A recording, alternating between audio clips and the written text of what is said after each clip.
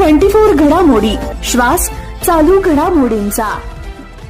मशिदीवरील अनधिकृत भोंगे उतरवणे व ध्वनिक्षेपक क्षमता तपासून कारवाई करण्यात यावी या मागणीचे निवेदन महाराष्ट्र नवनिर्माण सेनेच्या वतीनं जिल्हा पोलीस अधीक्षक यांना देण्यात आलंय। मागील काही महिन्यांपूर्वीच महाराष्ट्र नवनिर्माण सेनेने मशिदीवरील अनधिकृत भोंगे उतरवून कारवाई करण्याबाबत आपणास निवेदन दिले होते। त्यावेळेस काही काळापुरता भोंग्यांचा आवाज कमी झाला होता, परंतु आता पुन्हा मशिदीवर अनधिकृत भोंगे लावण्यात आले आहेत। धर्माच्या नावाखाली वयोवृद्ध, रुग्ण, अशक्त व्यक्ती, लहान मुले आणि विद्यार्थी यांना भोंग्यांच्या कर्कश आवाजामुळे त्रासाला सामोरे जावे लागते।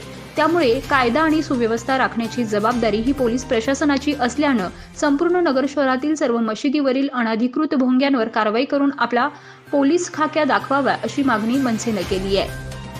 या प्रसंगी जिल्हाध्यक्ष सचिन डफळ, शहराध्यक्ष गजेंद्र राशीनकर, महिला शहराध्यक्ष ॲडव्होकेट अनिता दिघे, शहर सचिव डॉक्टर संतोष साळवे, वाहतूक सेना शहराध्यक्ष अशोक दातरंगे, शहर उपाध्यक्ष तुषार हिरवे, दीपक दांगट, संतोष व्यवहारे, मंगेश चव्हाण, विभाग अध्यक्ष किरण रोकडे, प्राची वाकडे, प्रमोद ठाकूर, प्रकाश गायकवाड आदी उपस्थित होते।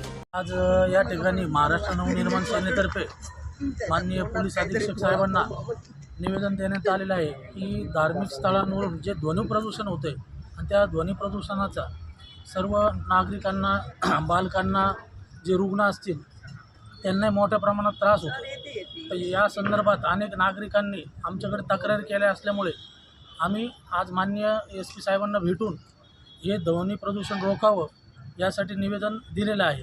तरी आमची त्यांना पुन्हा एकदा महाराष्ट्र नवनिर्माण सेनेतर्फे विनंती आहे की कायदेशीर मार्गाने याचं ध्वनी प्रदूषण रोखावं आणि आम्ही जी तक्रार केलेली त्याची दखल घेऊन त्याच्यावर योग्य ती कायदेशीर कारवाई करण्यात यावी, अन्यथा आम्हाला 8 दिवसानंतर आमच्या मनसे स्टाईलने आंदोलन उभारण्यावं लागेल, याची प्रशासनाने दखल घ्यावी। जय हिंद, जय महाराष्ट्र।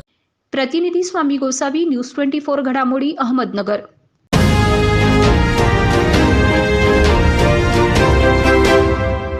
न्यूज 24 घडामोडी, श्वास चालू घडामोडींचा।